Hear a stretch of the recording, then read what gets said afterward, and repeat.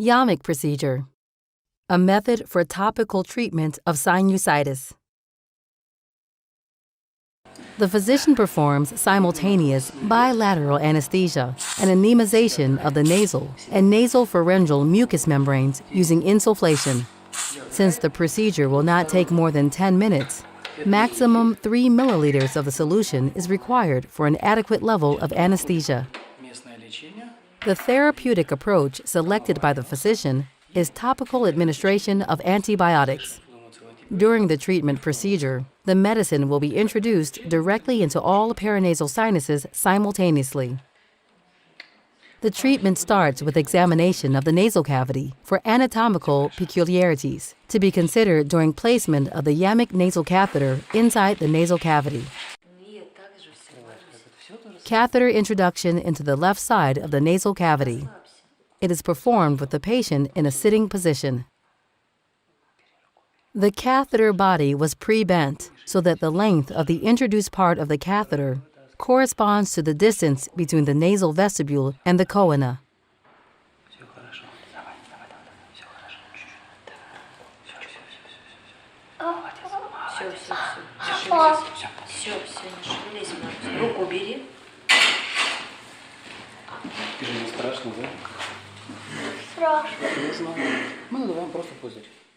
Balloon inflation. Inflated balloons, one in the nasal vestibule and the other in the choana, seal and isolate the sinonasal cavity from the outer environment. They also restrict the contact area between the drug and the mucous membranes of the nose and paranasal sinuses. Sealing is mandatory for the Yamic procedure. In order to provide good visibility of nose wing movement for the physician, the patient's head should be tilted during seal check. When the syringe plunger is pulled, the nose wing should be drawn in and returned to the initial position, synchronous to the plunger movement. For injection of the drug into the sinuses, the patient should be placed in the lateral recumbent position on the same side as the sinuses to be injected. In this position, the drug will fill the sinuses due to a balance of gravity and surface tension. A 20 milliliter syringe, filled with 10 milligrams of the drug solution, should be attached to the working channel of the catheter. The physician begins to move the plunger at a 1 to 2 milliliter amplitude. This is quite sufficient for the solution to start passing from the syringe into the sinuses. Such a small pressure change guarantees a painless procedure.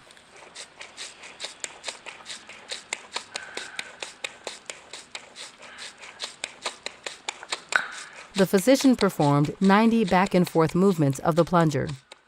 As a result, 10 milliliters of the antibiotic solution were injected into the sinuses in just 50 seconds. There is no nasal discharge after catheter removal. It means the entire drug stays in the sinuses. During injection, there were no signs of the drug getting into the patient's pharynx. This is indicative of the fact that the solution did not proliferate beyond the area restricted by the inflated balloons during procedure. The patient should be placed in a sitting position, face down. A slight exhalation through the nose causes secretion to appear from the sinuses only at that side of the nose where the drug solution was injected. It means that the draining function of the left nasal ostium has been already partially restored in the course of the procedure. It can be explained by the fact that the viscosity of the abnormal content in the sinuses has begun to decrease after contacting the saline injected into the sinuses, and the available lumens of the natural ostiums have become sufficiently large to allow for independent evacuation of secretion from the sinuses. This image shows how contrast solution fills all of the paranasal sinuses. Here, contrast levels in different sinuses are parallel to each other.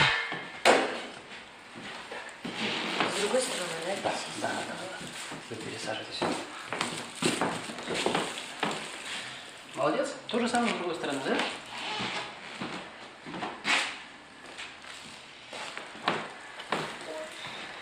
Хотел увидишь? Давай. Ну, то же самое. Не бойся. Маш, да расслабься. А я смотрю. Я просто смотрю. Все, молодец. A similar procedure should be then performed for the right side of the nose. Что? Давай просто установим катетер и все. Только назад не убегай и не бойся. Расслабься, Маш, Не расслабься. плачь, не плачь, не плачь. Не плачь. Все, все, все. Все хорошо, все хорошо. Все. Все хорошо. Голову высоко не поднимай.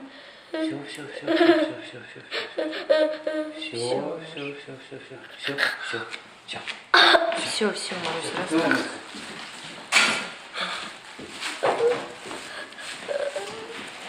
Просто дыши ртом. Просто дыши. Ротиком дыши. Ну это воздух, Марусь, воздух. Просто шарик надуваем воздушные носики. Все. Все, все, все, мой хороший, все. И второй. Все, все, все, все. Все, все. Все хорошо? Убирай руку, нос не закрывай. А где больно, расскажи. А что вы делаете? Ничего? Ой, Все. Твоя голову на бочок. На бочок. Наклоняй голову на бочок. Все. Все. а зачем вы это делаете? Все то же самое. Крыло носа подвижно. Теперь можешь ложиться на эту ножку, пожалуйста. На ручку. Ложись, Марусь, на ручку.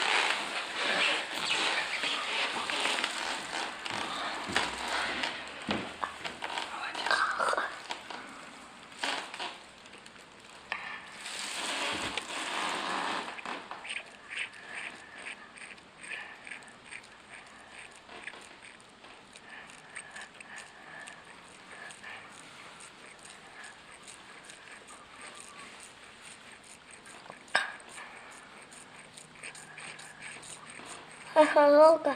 Нет?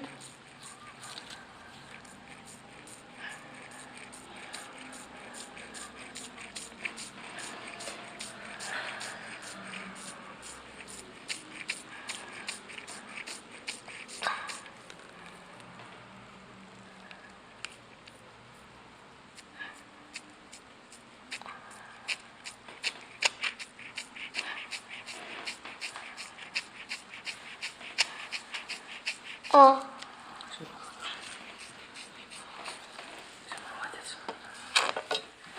It took the physician only 70 movements of the plunger to inject 10 milliliters of the drug in the one side of the nose. Да, лежи, лежи, Марусь.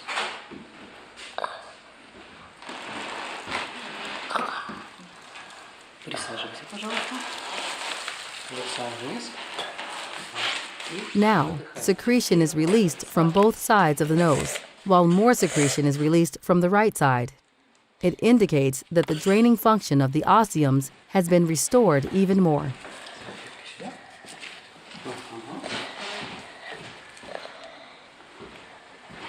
а у меня почему-то вот это тут больше всего болит.